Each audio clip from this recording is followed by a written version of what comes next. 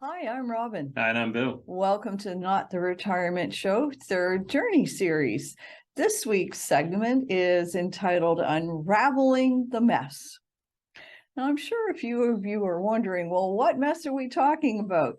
And I think my response to this, Bill, is, well, what mess aren't we talking about? Often the thing about your later years in life is that things just don't go as planned.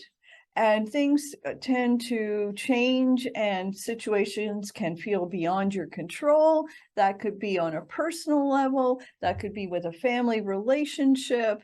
And it all starts with what happened, believe it or not, before you left your place of employment.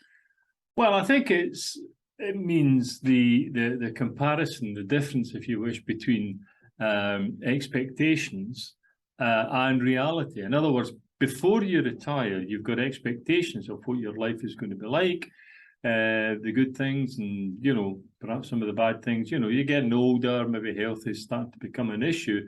So those are expectations. I expect to be doing this, or I expect this or the next thing. But then when you're actually in the retirement years, reality kicks in. Now, hopefully, some of those expectations become real. And, you can sort of look ahead to the future, because what you expected is what you're actually experiencing in the retirement years. But sometimes it doesn't work out that way. Sometimes those expectations of, I'm free, I've got all the time in the world, I can play golf, or I can lie on the beach, or whatever it is.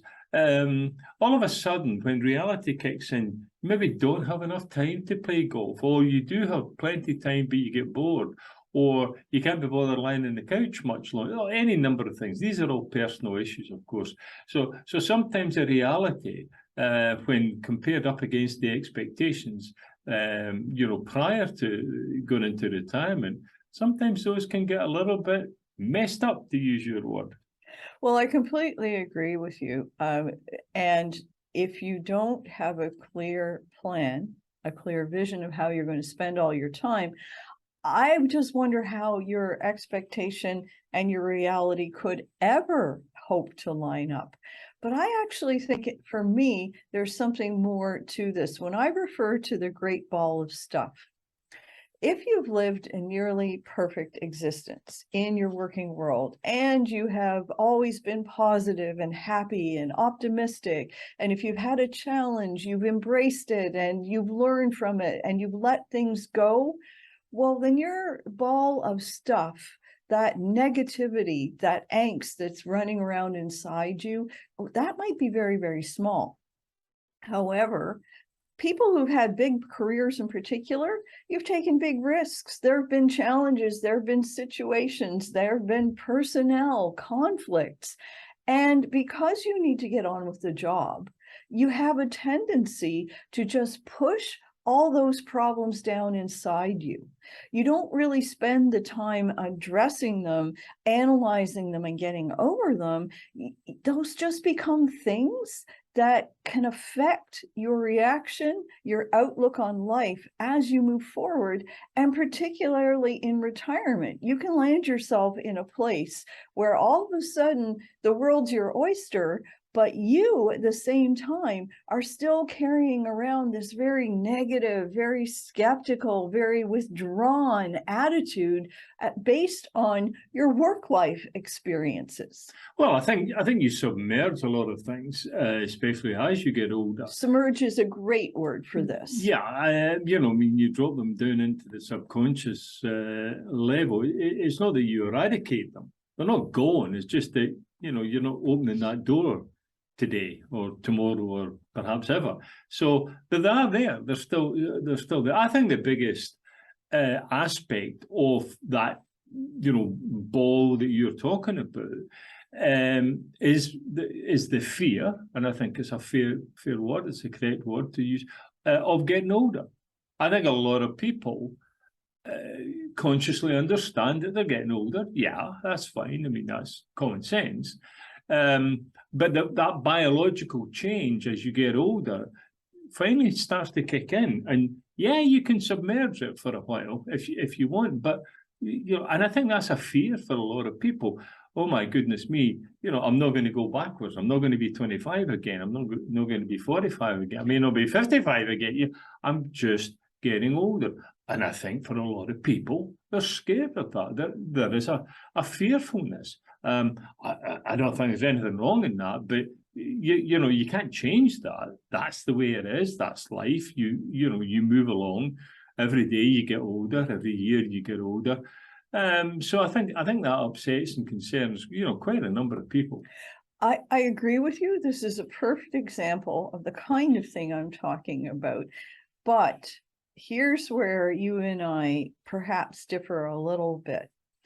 I actually feel, based on my own personal experiences, as well as all the other people that I've been interacting with and talking to, people who are considerably older than I am, you can only push that stuff down inside you for so long before your system becomes overwhelmed and things start coming out at the most inopportune times, in what I would call a weak moment. All of a sudden, you react violently over something that's actually in the moment seemingly nothing, but for you, it's just the one thing too much. So while you cannot change the fact that you are aging, what you can do is change how you handle these things that you're experiencing in your life and how you handle your past. Now, we don't want to live in the past. We don't want to dwell in the past. But if you cannot settle some of these things in your mind and ease what's going on in your subconscious, then maybe it is time for you to reflect on a few of these situations and with wiser eyes, with wisdom, as we say, look back and say, well, perhaps what I really needed to learn at that moment was, or, well, perhaps if I think about it this way, I can finally let that thing go. Take having been passed over for a promotion. That's something that's happened to most of us along the way. At some point or other, we didn't get exactly what we wanted, exactly when we wanted it. And at the time, that really hurt. That bothered us. But somehow we soldiered on. Well, would you want that sort of angst to be messing up the new life that you have now if you haven't really dealt with all of that and put it to rest?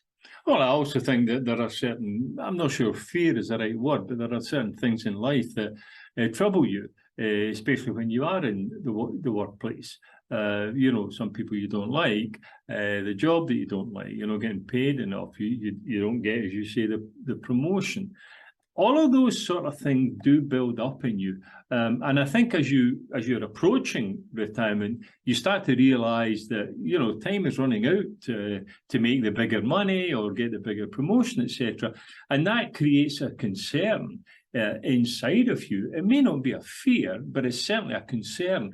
And then once you go through the retirement door, all of a sudden those things seem to disappear because you're not going to be promoted. You're not going to get a bigger salary increase. You're not working. All of those, colleagues that you didn't like aren't there anymore. So on the one hand, you carry some fears into retirement, but by the same token, a lot of the so-called fears while you're working just get lost. They disappear. They just go completely. That's quite refreshing to realize I won't have to think about that anymore. I don't think we pay attention to that aspect of the retirement as much as I think we should do. Well, I agree. When you have the right attitude, as Bill clearly does, what you're doing is you're making peace with your life up to that point as you move into the next new exciting phase of your life. Where things can get quite bungled up, though, is if you don't have a plan for what your life purpose is, or if you will, your life job is now. And people are going, wait, what? She just uses the word job. I'm retired. I'm not going back to work. And I'm saying perhaps you'll never work for money again. That's completely fine. But what is your reason for being here? What is getting you out of bed in the morning? What is bringing joy to your life? What is bringing interest to your life? What is bringing satisfaction to your life? If you don't know the answers to those questions, you have a bit of a mess and you have some thinking to do. Yeah, I think probably, you know, when we talk about getting older, and that there is a fear or realization in the retirement years that you are getting older, you know, obviously part of that is simple arithmetic. You know, 1 + 1 is 2, and so on and so forth every year. But I think the underlying problem with that is health. And I mean, that's a whole different subject matter. We'll be getting to that one. Yeah, but I think the fear of getting older and perhaps in time, and hopefully it's a long time, but in time starting to have health issues and health problems, that's a big concern for many people. Looking forward to the day when they're not healthy, that really impacts people medically at some point, but certainly psychological much before that. Well, if you're still listening, we must have said something helpful. And if you'd like to follow along in this series, we have our book, The Third Journey, that's available on Amazon. And we look forward to chatting with you again soon. Take care, everyone.